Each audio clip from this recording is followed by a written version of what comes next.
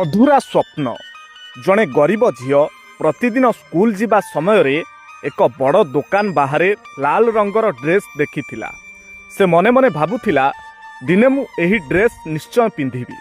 ସେ କିଛି ମାସ ଧରି ଟଙ୍କା ଜମା କଲା, କିନ୍ତୁ ସେହି ସମୟରେ ତାର ପିତା ଅସୁସ୍ଥ ହୋଇପଡ଼ିଲେ। ଘରେ ଔଷଧ ପାଇଁ ଟଙ୍କା ନଥିଲା। ଝିଅଟି କିଛି ନ ଭାବି ନିଜର ସବୁ ସଞ୍ଚିତ ଟଙ୍କା ବାପାଙ୍କ ଚିକିତ୍ସା ପାଇଁ ଦେଇଦେଲା। କିଛି ଦିନ ପରେ ଦୋକାନ ବାହାରେ ସେହି ଡ୍ରେସ୍କୁ ଅନ୍ୟ କେହି କିଣିନେଲେ। ଝିଅଟି କେବଳ ହସିଦେଇ ଆଗକୁ ବଢ଼ିଗଲା। ତାର ମା ପଚାରିଲେ, ଝିଅ, ତୋତେ କଷ୍ଟ ହେଉନାହିଁ ତ? ଝିଅଟିର ଆଖି ଓଦା ଥିଲା, ତଥାପି ସେ କହିଲା, ଡ୍ରେସ୍ ତ ପୁଣି ମିଳିଯିବ ମା। କିନ୍ତୁ ବାପା।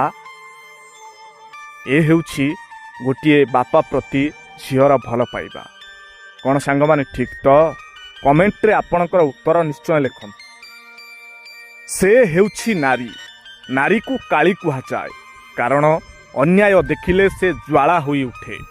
ନାରୀକୁ ଲକ୍ଷ୍ମୀ କୁହାଯାଏ, କାରଣ ଭଙ୍ଗା ଘରକୁ ସେ ହସରେ ସଜାଇ ଦେଇଥାଏ। ନାରୀକୁ ଜନନୀ କୁହାଯାଏ, କାରଣ ନିଜ ଯନ୍ତ୍ରଣା ଲୁଚାଇ ତା ସନ୍ତାନ ପାଇଁ ସେ ସାରା ଜୀବନ ହସୁଥାଏ। ନାରୀକୁ ସହଧର୍ମିଣୀ କୁହାଯାଏ, କାରଣ ନିଜ ସ୍ୱପ୍ନ ଭାଙ୍ଗି ଦେଇ ପର ଘରକୁ ସେ ନିଜ ଘର କରିଥାଏ। ନାରୀକୁ ଭଉଣୀ କୁହାଯାଏ, କାରଣ ତା ଭାଇର ଦୁଃଖକୁ ନିଜ ହୃଦୟରେ ରଖି ନୀରବରେ ଲୁହ ଝରାଇଥାଏ। ନାରୀକୁ ପ୍ରେମିକା କୁହାଯାଏ, କାରଣ ଭଲ ପାଇବାରେ ନିଜକୁ ହରାଇ ଦିଏ, ତଥାପି ଅପେକ୍ଷା କରି ରହିଥାଏ। ନାରୀକୁ ନାରୀ କୁହାଯାଏ, କାରଣ ସମସ୍ତଙ୍କ ପାଇଁ ବଞ୍ଚି ବଞ୍ଚି ଶେଷରେ ସେ ନିଜକୁ ଭୁଲିଯାଏ।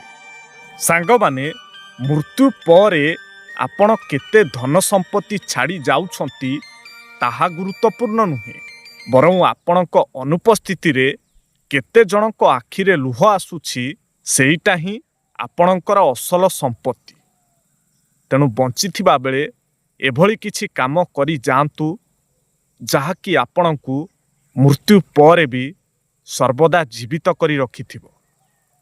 କ'ଣ ସାଙ୍ଗମାନେ ଠିକ୍ ତ? କମେଣ୍ଟରେ ଆପଣଙ୍କର ଉତ୍ତର ନିଶ୍ଚୟ ଲେଖନ୍ତୁ। ସାଙ୍ଗମାନେ, ମନ୍ଦିରରେ ପୂଜା କରିବା ଯେତିକି ପୁଣ୍ୟ, ଜଣେ ଅସହାୟ ମଣିଷର ଲୁହ ପୋଛିବା ତାଠାରୁ ଅଧିକ ଗୁରୁତ୍ୱପୂର୍ଣ୍ଣ। ଆଉ ଗୋଟିଏ କଥା ମନେ ରଖନ୍ତୁ, ସେବା ହିଁ ସବୁଠାରୁ ବଡ଼ ଧର୍ମ। କ'ଣ ସାଙ୍ଗମାନେ ଠିକ୍ ତ? କମେଣ୍ଟରେ ଆପଣଙ୍କର ଉତ୍ତର ନିଶ୍ଚୟ ଲେଖନ୍ତୁ।